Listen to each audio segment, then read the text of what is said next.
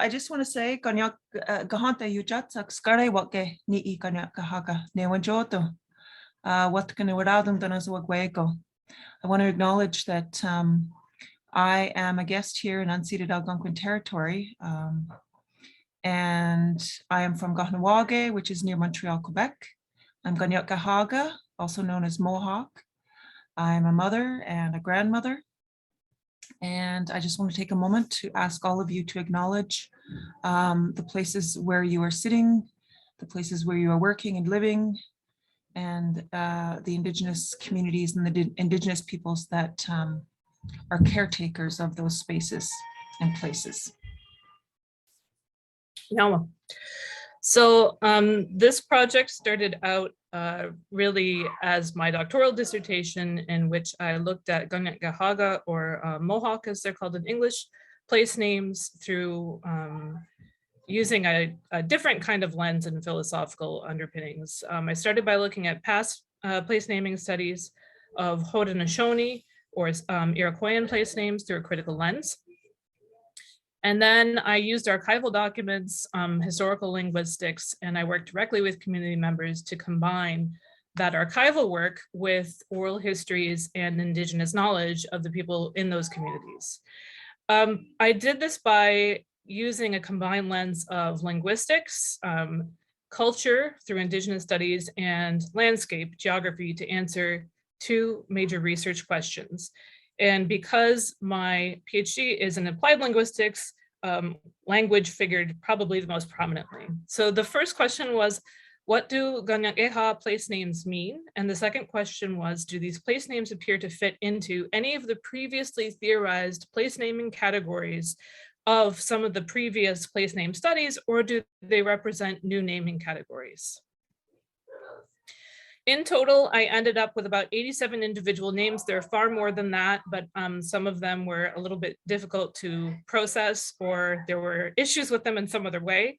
I used grounded theory to analyze them from a semantic and a grammatical viewpoint. And then what I did was I looked at them in terms of the overall category as it came out by itself. So I tried not to impose my own views and understandings and categorization onto that data. What I found was that, of course, it's reflective of Haudenosaunee land use and occupancy in terms of the geography part. I found that there were actually a couple of borrowings from other languages. One was from another Iroquoian language, but one was from an Algonquian language. I found some olfactory descriptives, which are also used in the other Haudenosaunee languages, which we were kind of expecting. And then, of course, there are many of them that were borrowed into English and then changed a bit on the phonological side. So Ticonderoga, Niska, Yuna, Kayadera, and even Canada itself are all Haudenosaunee names. Ontario is a Wendat name. And so a lot of this was tracing those names back through time and trying to figure out what the original name looked like. Perhaps most surprising to me was the fact that water was the topic of the most used place names.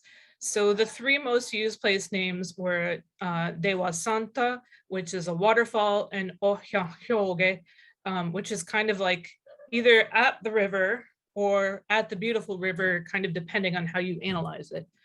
And the most frequently used nominal roots in the names were also reflective of waterways. So Nyatar is the root that is used for a waterway that is used specifically for transportation.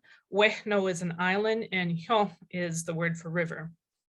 And this makes sense when we look at it in the context of the fact that the rivers were essentially the transportation ways for the Haudenosaunee people as a whole. In the case of Wehno, which is an island, it kind of presented an interesting problem in that I wasn't sure whether I should look at it as a land-based route or a water-based route. And it was by looking at some of the other names that I was kind of able to figure out how it might be thought of. So Kahente is one of the names that kind of, kicked that idea into high gear. So what it literally means is something like across the meadow or a field, or sometimes it's translated as a prairie. And here are two examples right here. So the first example is outside of Schenectady in New York State. And you can see that there's this flat area right here, and this was named Kahente.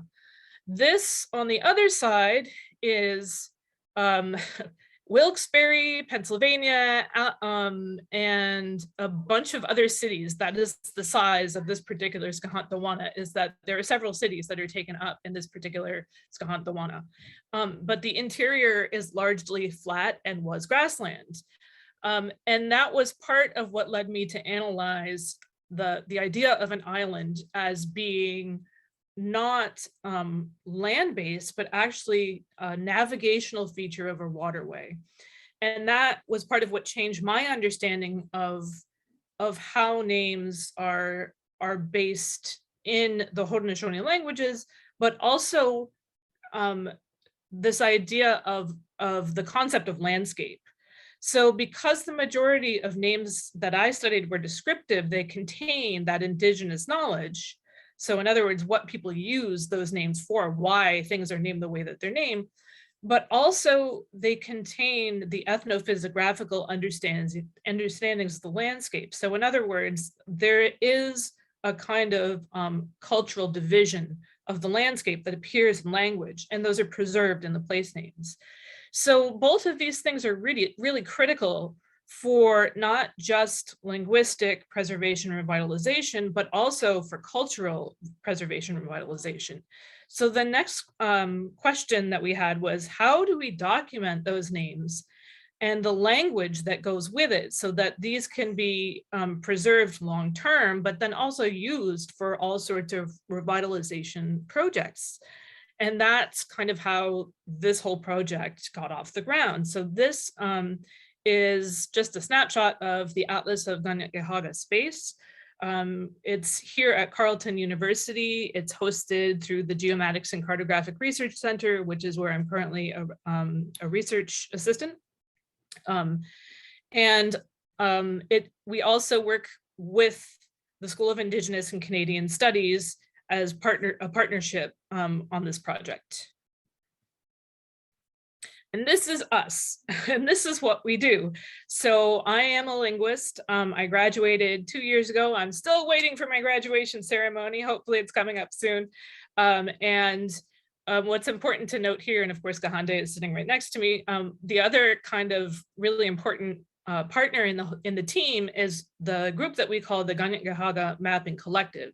And that's comprised of people who have been trained to use the Atlas in one of our workshops and who want to guide the course of this particular project from within the communities themselves. Mm-hmm. And it's comprised of members of Akwesasne, Kahente, and Ganawage. And there's us out in the field.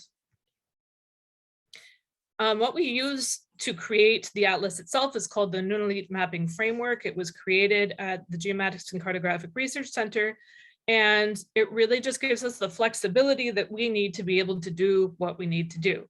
So it's not really the same as a Google map, for example. One of the things that we can do is attach pretty much anything to any point on a map.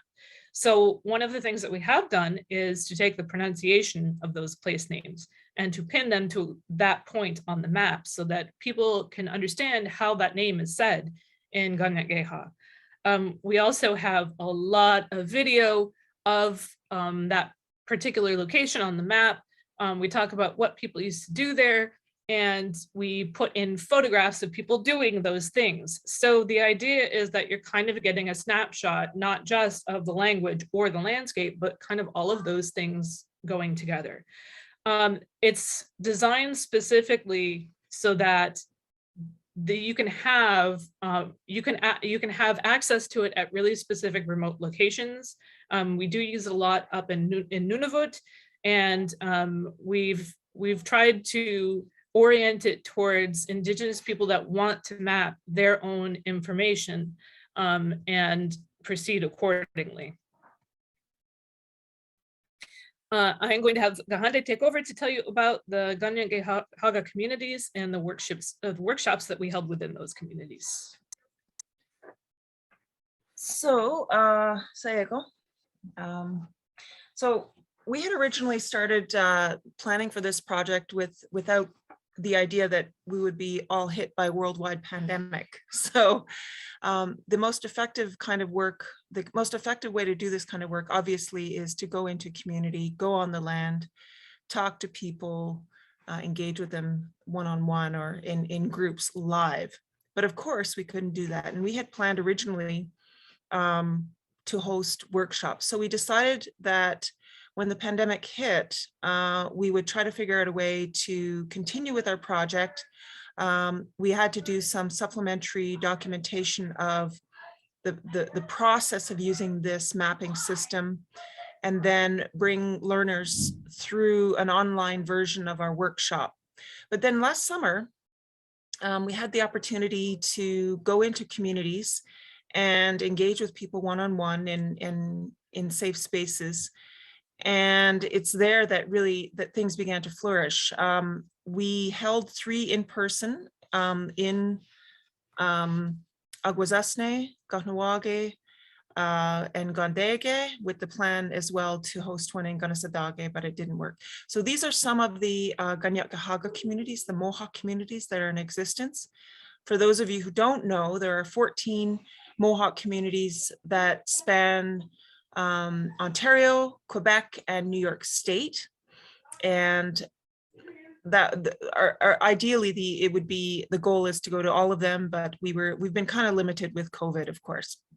The participants of our workshops are multiple ages, right from 10, 11 years old up until 80s. And we find that with those kinds of age ranges, there's lots of engagement, younger learners learning from older ones. And also the multiple age and the differing speaking abilities is a crucial part of this. And we didn't really, this wasn't as apparent in the online versions because of the workshops, because I think that what happened was it's more younger people that are interested in using technology and being in the online environment. It's the older generations that prefer to come out and talk to you in person. And when that happened last summer, we were able to engage with some elders who really, really opened up the conversation around these place names. And so the goal of these workshops has been ideally to get them to learn how to use the system, either on their iPad, their phone, a computer, but also to see the value in mapping place names as language revitalization. And so what would happen when we would engage with them this past summer, they would bring maps with them, or they would bring knowledge with them from sources that they had brought from their family, that they had done their own historical research and found some written works. And so then we would map those. So there were 2 methods that we used in these mapping workshops. We would ask community members about the place names they know and they use. So they're the ones that they were familiar with. So they, within their own neighborhoods, within areas that they had fished in, engaged with as children. They had pictures, they had family stories. As well, we would discuss the place names on the maps and the archival documents that they would bring. And so then, when we went to Aguasasne as our first mapping workshop, if you look on the right side, here's a map that was brought to the workshop by one of the participants, who pointed out that, so Aguasasne spans the US-Canada border, and it also sits in Ontario and Quebec. So it sits in Ontario, Quebec, and the United States. And it's right on the water of the St. Lawrence River. And so there's a lot of islands that are identified in this map that have Kanyen'kéha place names and so what we did was we took a closer look at this map and we began to map it and put it into this map, the Nunaliit mapping system. And because we had elders there, and we also because we were limited in terms of numbers, we would call people and document a conversation on FaceTime, where the people would be in conversation with each other at this mapping workshop and talk about certain place names and history and how to break down those names. And it became a very interesting and fruitful exercise. And what I would do is document that conversation and videotape it, and then we would add that into the mapping, the map as well. So this map is really can house PDF documents. It can house media recordings from cameras, from audio, multiple sources. And so it becomes a very rich knowledge base for language revitalization. So this is the map that I was talking about at the Native North American Traveling College. They had this paper map from a 1997 GIS workshop. And so we entered all those names into the atlas and had a really good discussion around the grammar and the meanings of some of the names. If you know, when you work in Indigenous communities, there's lots of laughter, lots of joking. And it became very interesting as we engaged on these names to learn more about the history of our own communities. And as well, some of the names were simply translated from English into Kanyen'kéha as a way to reclaim them. This is another map of Kahente that we look to for understanding parts of also known as Kanyen'kéha and the Picton, Ontario area. If you look in the Boxton area, that's the place that we were looking at.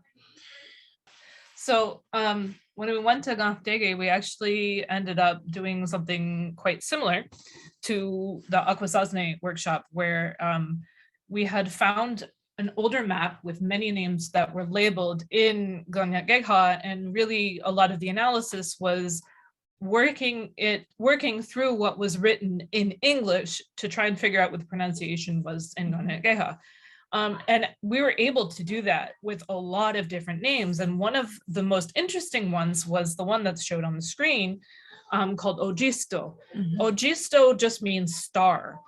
And it was the name of a really specific island. And so when we discussed it with the people that were there, we started to understand that the reason that it was called star is because it was specifically used for navigation through this narrow waterway right here, as one would use the North Star to guide anyone if they were traveling. Mhm. So this really just lended more evidence to that initial conclusion that came up, in that there are a lot of names that are actually navigational names. It's just that you have to know what that navigation looks like and what the naming convention looks like in order to make that connection between those two things. And also you have to be on the water to understand a lot of these place names, because as Rebekah pointed out earlier, that was our highway, was the waterways. So here's an example of a PDF document that you can upload into this map.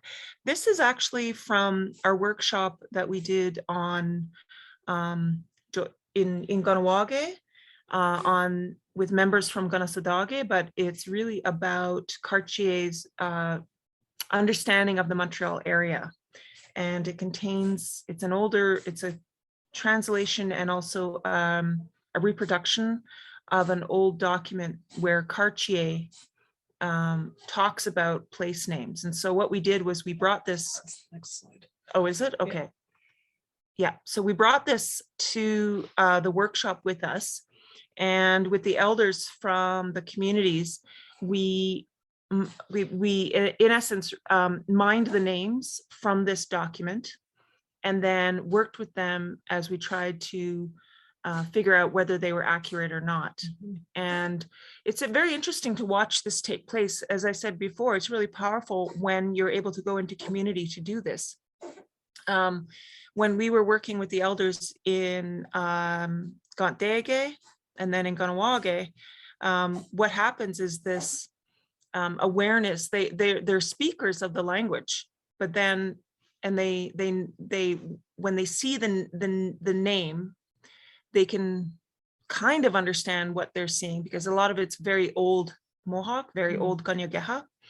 And then they will, when you help them to see it on a map, there's a realization when they see how the land is formed on the map, they can either verify or clarify that place name. But then two, when we bring them out onto the land to look at these places, there's more clarity that comes from being in those spaces, because as you know, our languages are very much a living, they document the lived aspect and us in relationship to those places. So when you bring those elders and those speakers out into these spaces, that's when that true understanding happens. And then we document that in video or photograph or orally through a recording. So this is what Kahente had alluded to before. So what I did was, when we went to Montreal, I wanted to see if it would be possible to take the names that had been written down by Cartier in 1534 when he initially approached the island of Montreal, and I wanted to see if we could figure out what they were, and if there were, if it was possible to understand them and then translate them into English. At least for my understanding. So what we found was that there were quite a few that were easily understandable.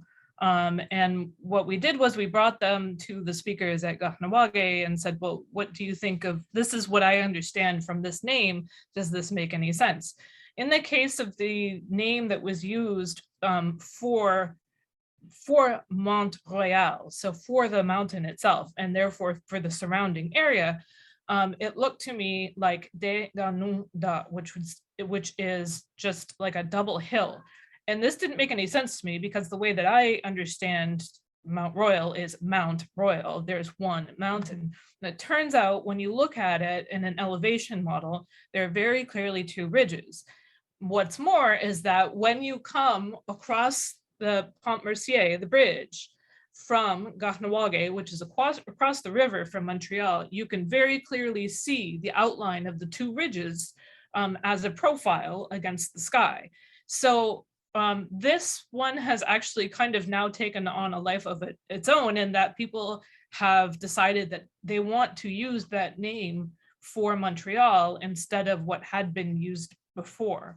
The name that's presently used talks more about the waterway itself than about the village that was in existence there. And this name is specific to the village itself. Mm-hmm. So there are a few more that are kind of along the same lines, but this was the biggest one. So this is what we have on the atlas as of last week. Yeah. 142 pins. So it's not just, for example, towns. It could be anything. It could be mountains, it could be rivers, it could be bays, it could be, we have countries in Europe with Kanyen'kéha names. 20 different pronunciations of those place names, 31 photos of those places, 2 paper maps that were scanned and put in as JPEGs, 10 video files, 1 treaty text as a PDF, 1 academic paper as a PDF, and 2 written stories. This is actually just a little demonstration of what it looks like in action. So, for example, this is actually my husband's family, and these are the types of things that people kind of decide that they want to document within the atlas. And what's nice is that when people kind of decide that there is a theme that they want to follow, we can then reprogram the atlas in a way into what we call modules, and those modules are based on a specific idea. So if people wanted to talk specifically about their families, we can program an entire module specifically for example, the families of Kahente. Same thing. Yeah. So this is one of the examples that we had talked about earlier, where language is a really important part of this whole process. And in this particular case, we were not able to get very many people safely to come to a workshop. And what we ended up doing was FaceTiming with some people who had more knowledge of the language than we did. And what we actually did was, you can see here that we broke down the morphology of the language when we were trying to understand exactly what that name was talking about. And as we did that, the person that we were talking to on FaceTime walked us through what that morphology was. And then we were able to take not just this breakdown, but also the video of us talking through that breakdown and put it directly onto that place name. It is a little difficult to hear, but this video is actually on the Atlas.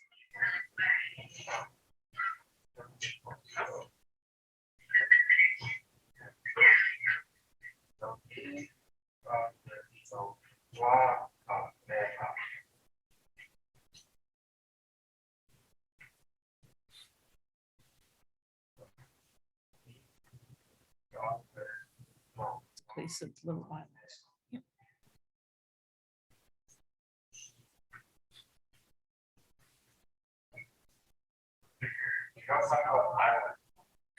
Yeah. Small place Small of the island, little place of island. small islands, yeah. So this is like the linguistic process that we went through to talk about what those names are and why they mean that. So one of the, are we talking about the outcomes now? Yep. Okay, so there's been some really important outcomes that have come from this research that are guiding us as we apply for grants for our next phase of research. And that is, of course, seeing that community members are beginning to understand the value of a mapping system to bring together knowledge holders who speak the language, but also young people, and teach them about the place names. As well, another thing, and more importantly, is that it's brought an awareness of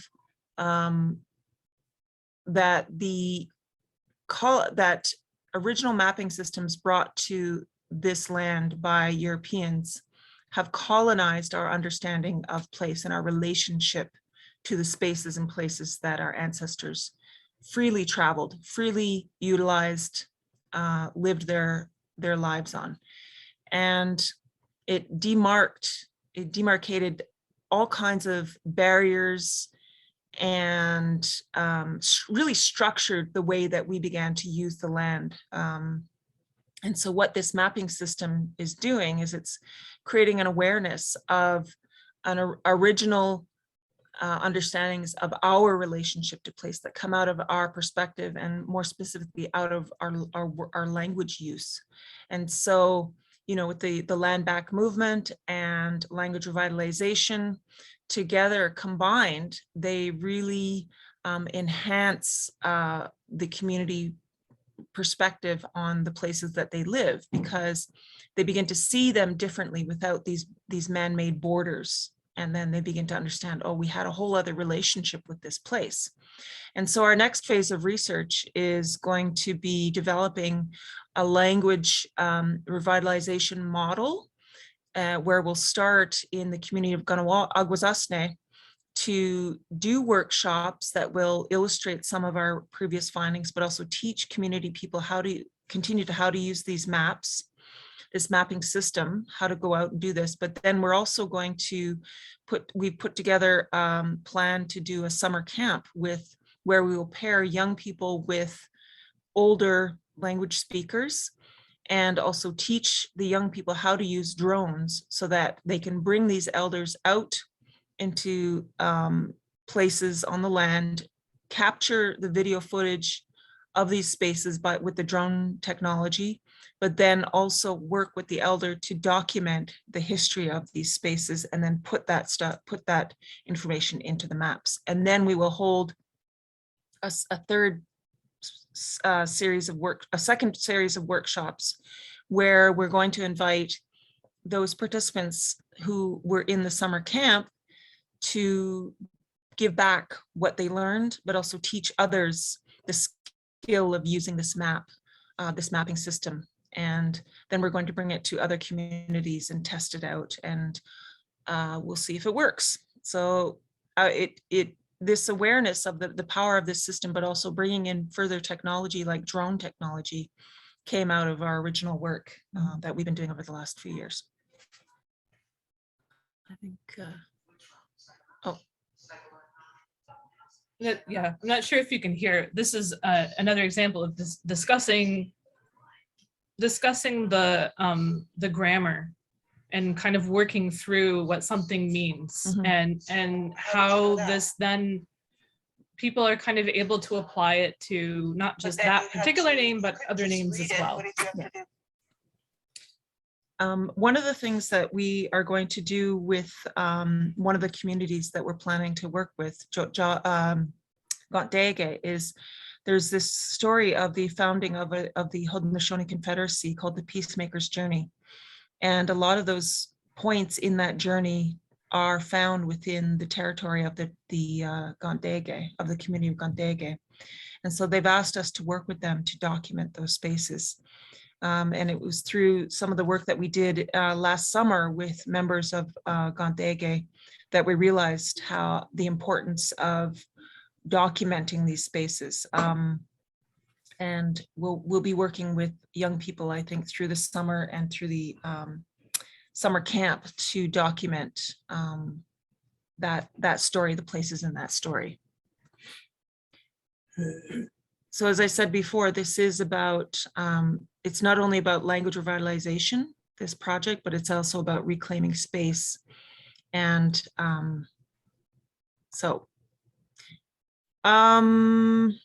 I think we are running out of time.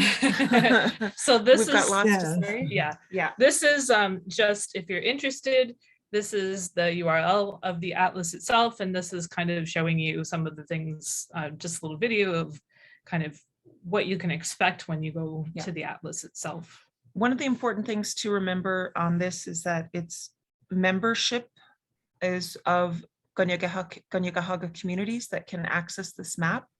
So you will not be allowed to create an account and add anything to this map. So if you go on it, you're welcome to look at it and to kind of click on things, but the addition of any media or place names is verified through a couple of people that take care of the administrative side. Yeah. So this map belongs to the people. Yeah, belongs to the people of the Kanyen'kéha communities. So that's what we have. Yawa. Yawa. Thank you very much for a wonderful presentation. We might have time for one question. Is there anybody who? I think this is really great work that you're doing, and I'm yeah, it's there's so much going on there, and I can see such a rich potential. I'm wondering if you're familiar with a similar project that happened some years ago, and the map is still up there with the Teku trinket out in BC, and the work that was done. Do you know about that mapping? Yeah, I do. yeah, okay. Yeah, I figured because it, Yeah, and I think, there's, in a way, there are kind of two different generations in terms of technology going on here. That's exactly what I was thinking. Yours is more advanced. Right, exactly. Is that this allows us to be more flexible and to I think make connections in a different way than just a paper map does, which is part of why we kind of started this project to begin with, because one of the issues is about preserving connections between things. For example, the land and language and the culture. And this is meant to at least try to preserve some of those connections between those elements, such that you're preserving not one thing or another. You're kind of trying to get to the heart of the whole complex, and preserve that. So yeah, I'm hopeful that we'll come up with a decent methodology that will help people kind of do the same thing. Yeah. So my question was, what about changing technologies? Like, so you build it now, it's 2022, and maybe even for the next 3 or 4 years or something. But what about long term, when, what happens when technologies change, or just maybe the people involved now aren't able to keep going in terms of maintaining it? So I just see that as a kind of long-term problem, I guess. So what this is open access too. So people who have more developed understanding of technology could take what we've done, the foundation, and bring it forward, right? That's one of the beauties of this system, is that it's got lots of room for adaptation. Yeah, so the Nunaliit framework has been in use for about 15 years. Mhm. And because it's open source and open access, one of the nice things about it is that people do continuously add on to that technology, but they also make the code available to others as kind of that like giving back, right? So it's like anybody can use the framework. You can do whatever you want with it, and you can develop code based on our code. But you can also give that code back to people who are doing something similar. So we have widgets, for example, where that happens. So it's always a work in progress. And as new features and technologies that we see other people are doing, as those come out, we try to find a way to integrate that into what we already have, so that it does become adaptable, and that it doesn't become this kind of, dusty old platform that nobody wants to use. Right. Yeah. Okay, thank you very much. Yes, thank you Thanks. very much again for your great presentation.